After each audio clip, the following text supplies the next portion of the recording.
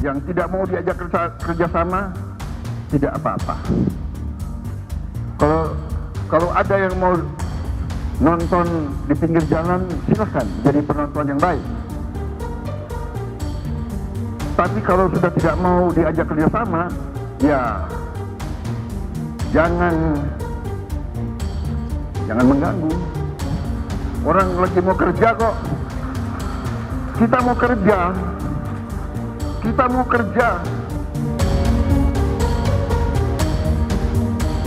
Perdebatan soal pernyataan Presiden terpilih Prabowo Subianto meminta pihak yang enggan bekerja sama dengan pemerintah agar jangan mengganggu masih terus bergulir. Pernyataan Prabowo ini mengundang reaksi calon presiden pada pemilu 2024 Ganjar Pranowo. Ganjar bilang justru yang harus dikhawatirkan pesaingnya di Pilpres itu orang-orang yang berada di lingkaran pemerintah tapi kerap jadi pengganggu.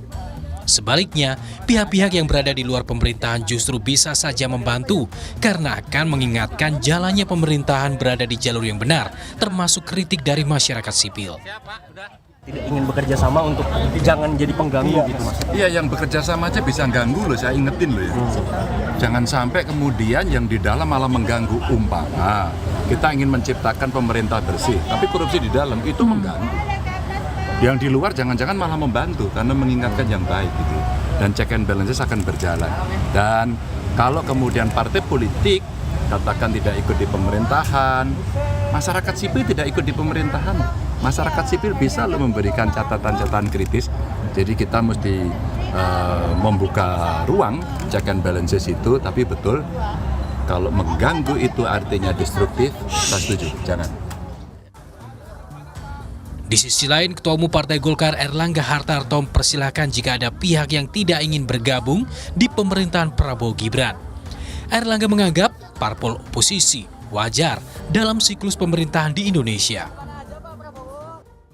Ya, kalau kan selalu dalam pemerintahan kan ada yang mendukung pemerintah, ada yang beroposisi.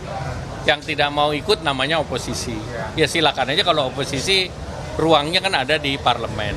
Kemudian yang mau ikut, ya ikut dalam koalisi. Sementara Partai Keadilan Sejahtera menyatakan tidak ada yang salah dengan pernyataan Presiden terpilih Prabowo Subianto soal pihak yang tidak mau bekerja sama jangan mengganggu pemerintahannya. Namun, menurut PKS, kontrol pada pemerintah tetap wajib dilakukan. Pak Prabowo benar, jangan ganggu pemerintah. Wong menang pemilu kok. Tapi kontrol pemerintah wajib. PKS selama ini oposisi, tapi kritis dan konstruktif. Gak boleh kritis yang merusak. Kepada siapa kalimat jangan mengganggu Prabowo dialamatkan? Yang jelas, kritik publik masih tetap perlu diperhatikan agar bisa menjadi kontrol yang konstruktif untuk pemerintahan. Tim Liputan Kompas TV Jakarta. Perdebatan masih hangat soal pernyataan calon presiden terpilih Prabowo Subianto yang minta pihak yang enggan kerjasama dengan pemerintah jangan ganggu. Apakah ini pertanda pemerintahan Prabowo Gibran akan sulit menerima kritikan? Akan kami bahas bersama Direktur Eksekutif Parameter Politik Indonesia, Mas Adi Prayitno. Mas Adi, selamat sore. Mas Adi, kalau kita membaca pernyataan dari Pak Prabowo jangan ganggu kalau nggak mau kerjasama sama pemerintah, ini dialamatkan ke siapa? Ya, saya kira dua hal alamatnya. Pertama, ditujukan kepada partai politik yang tidak mau diajak kerjasama. Sampai hari ini, kalau mau jujur sebenarnya, kalau membaca gestur politik partai yang sepertinya enggan bekerja sama itu hanya PDIP. Itu misalnya terbukti PDIP sampai hari ini masih menggugat persoalan hasil pemilu di 2024 ini kan ke PT UN. Dan PDIP terus menyerang bahwa pemilu di 2024 ini penuh dengan indikasi kecurangan, penuh dengan kedoliman, dan seterusnya, dan seterusnya. Ini kan jelas bahwa PDIP ini kan menunjukkan bahwa ada intensi untuk menjadi oposisi di 2024 ini dan tentu saja akan berada di luar kekuasaan politik Prabowo dan Gibran. Yang kedua sepertinya juga dialamatkan kepada kelompok-kelompok aktivis, gerakan civil society, kelompok-kelompok pro-demokrasi yang saya kira memberikan masukan dan kritik-kritik tajam kepada pemerintah dan itu sering dilakukan. Oleh karena itu bagi saya pernyataan Pak Prabowo ini sebenarnya semacam warning bagi pihak yang mungkin iman politiknya berbeda tidak mau bekerja sama, beda pandangan politik, jangan sampai justru menimbulkan instabilitas politik yang justru itu kontraproduktif dan bahkan bisa menghambat bagaimana laju pemerintahan 5 tahun yang akan datang itu justru terhambat. Jadi ini yang sebenarnya membuat kenapa diskusi tentang jangan ganggu itu menjadi ramai, Mbak Cindy, karena memang terkesan bahwa kalau ada orang yang mau mengkritik, mau memberikan masukan, itu dianggap sebagai sebuah tindakan-tindakan yang khawatir akan memberikan ancaman dan mengganggu bagaimana proses politik dan bagaimana kebijakan-kebijakan politik pemerintah di 5 tahun yang akan datang justru akan terganggu dan akan terhambat. Tapi bagi saya, sepanjang kritikan, masukan, dan apapun itu judulnya disampaikan dengan cara-cara elegan, beda pandangan, beda pendapat, kritikan, bagi saya bagian dari vitamin dalam demokrasi. Itu bagian dari diskursus yang cukup positif, yang mestinya juga harus diterima dengan lapang dada oleh siapapun nantinya yang secara definitif menang dalam Pilpres ini. Apalagi misalnya kalau kita melihat kecenderungan kekuatan politik pendukung pro pemerintah Prabowo dan Gibran di masa pemerintahannya ini kan sangat mungkin akan terjadi koalisi besar dan koalisi gemuk. Ditambah misalnya soal mungkin PKB dan Nasdem juga akan bergabung, maka kekuatan politik parlemen Prabowo Subianto dan Gibran itu bisa mencapai 75%. Jadi sekalipun ada suara-suara kritis dari luar, kalau at the end of the day-nya itu di voting, kemudian diputuskan secara protes politik misalnya di pemerintah, termasuk di parlemen, ya saya kira keputusan politik dari Prabowo dan Gibran pastinya akan terus leading dan pastinya akan mendapatkan dukungan secara mayoritas kekuatan politik. Oke. Saya kira itu konteksnya. Oke, nah Mas Adi, kalau misalnya ini jadi warning, tapi kan sebenarnya pemerintahan Prabowo Gibran juga belum dimulai. Anda melihatnya seperti apa ini? Apakah ya membuat barrier tersendiri soal kritik? Ya, kalau kita melihat kecenderungan secara umum ya, bahwa stabilitas politik itu dianggap sebagai satu-satunya syarat supaya kebijakan politik pemerintah Prabowo dan Gibran itu bisa berjalan mulus di masa yang akan datang. Jadi sekecil apapun kerikil politik seperti resistensi, seperti protes, seperti kritik-kritik tajam, baik dari partai politik ataupun unsur-unsur dari gerakan civil society, itu dianggap sebagai sebuah gangguan. Karena pastinya akan menimbulkan kegaduhan politik. Dan bahkan kita melihat bagaimana dulu ketika Jokowi 2 periode jadi presiden, SBY 2 periode jadi presiden, ketika muncul berbagai kritik dari kanan kiri, dari partai oposisi, kelompok-kelompok aktivis, itu kan dianggap sebagai sebuah gangguan sebenarnya. Gangguan dalam arti karena kebijakan-kebijakan politik pemerintah kok selalu diprotes. Bukankah pemerintah ini punya niat baik untuk membangun bangsa dan negara? Tapi dalam negara demokrasi satu hal ya Mbak Cindy, bahwa kebisingan, kegaduhan itu adalah suatu hal yang niscaya. Perbedaan pandangan misalnya terkait dengan satu isu pasti akan menimbulkan resultante dan perdebatan-perdebatan yang cukup serius. Bahkan per hari ini misalnya, terkait dengan makan siang gratis, kan masih banyak masyarakat kita yang nggak setuju. Masih banyak masyarakat kita yang protes, terutama terkait dengan bagaimana postur anggaran.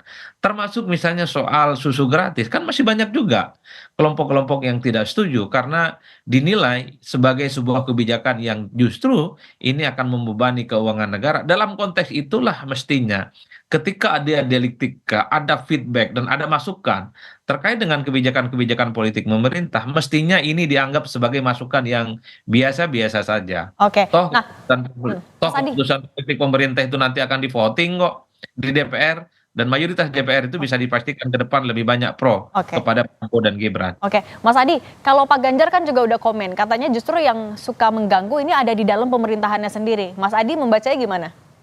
Ya saya kira memang dalam banyak hal ada benarnya.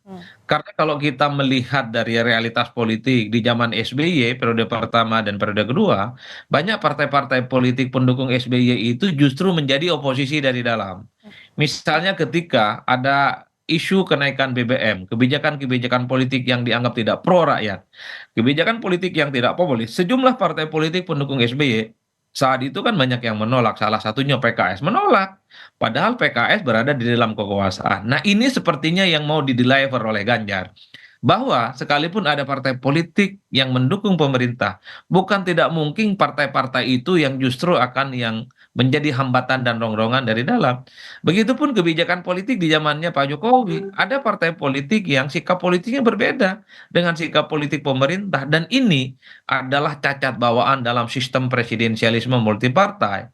Partai-partai boleh berkoalisi, tapi dalam berbagai isu tertentu, partai yang menyatakan menjadi bagian dari koalisi, justru mereka berada di garda terdepan, menolak keputusan-keputusan politik yang dibuat oleh pemerintah. Jadi bagi saya pernyataan Ganjar itu ada benarnya, dan ada juga tak ada benarnya. Karena memang hanya dalam jumlah kasus sedikit saja, partai-partai ini seringkali berseberangan dengan kebijakan politik dari presiden. Tapi dalam sistem presidensialisme, seringkali partai-partai pendukung itu tidak bisa ditegakkan tingkat disiplinnya, dan mereka seringkali justru menjadi bara dalam sekam, menjadi duri dalam daging, yang seringkali justru merekalah yang dari dalam melakukan protes, bukan dari pihak-pihak luar. Oke, Mas Adi, tapi kan sampai saat ini nih PDIP sampai sama PKS belum nyatain secara resmi juga sikap mereka akan di pemerintahan ataupun juga tidak. Anda membacanya gimana artinya posisinya dan juga pernyataan soal mendukung dan juga menolak soal jangan ganggu ini? Ya, saya kira memang pernyataan Pak Prabowo itu dalam konteks normativitas sikap politik ya, bahwa setiap keputusan politik pemerintah, kalau itu diniatkan untuk kepentingan bangsa dan negara, diniatkan untuk perbaikan kualitas demokrasi, perbaikan ekonomi, dan seterusnya, mestinya harus didukung oleh seluruh eksponen dan komponen rakyat. Maka wajar kalau kemudian Prabowo Subianto itu mazhab politiknya ingin merangkul semua pihak dan kalangan untuk bekerja sama di masa pemerintahan 5 tahun yang akan datang. Kan itu normatif. Tapi ingat, dalam logika demokrasi secara langsung, pasti ada pihak-pihak yang berada di luar kekuasaan. Per hari ini, saya membaca kecenderungan PDIP misalnya adalah partai politik yang ingin berada di luar kekuasaan. Oke. Kalau PDIP di luar kekuasaan siap jadi oposisi, saya termasuk yang meyakini akan begitu banyak kebijakan-kebijakan politik pemerintah. Prabowo Subianto dan Gibran akan booming raka, akan mendapatkan resistensi, Oke. akan mendapatkan kritik, akan mendapatkan masukan. Apakah itu gangguan?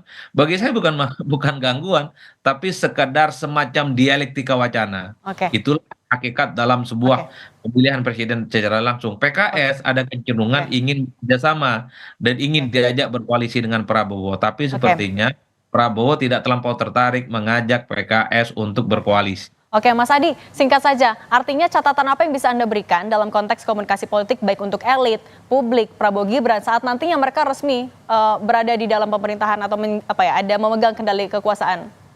Ya, sebenarnya secara prinsip kritik-kritik, masukan, nyinyiran, bulian, bahkan protes-protes terkait dengan keputusan politik pemerintah di 5 tahun yang akan datang, mestinya maknai sebagai sesuatu hal yang biasa dalam demokrasi. Kita tidak mungkin bisa menyamakan semua pandangan dan persepsi orang dalam satu kanal. Karena dalam demokrasi pikiran orang itu beda-beda, pikiran orang itu mazhabnya kemudian bercabang, dan yang sangat mungkin satu sama yang lain bisa bertabrakan. Tapi selama itu disampaikan dengan cara-cara elegan dan demokratis, saya kira ini bagian dari indahnya demokrasi.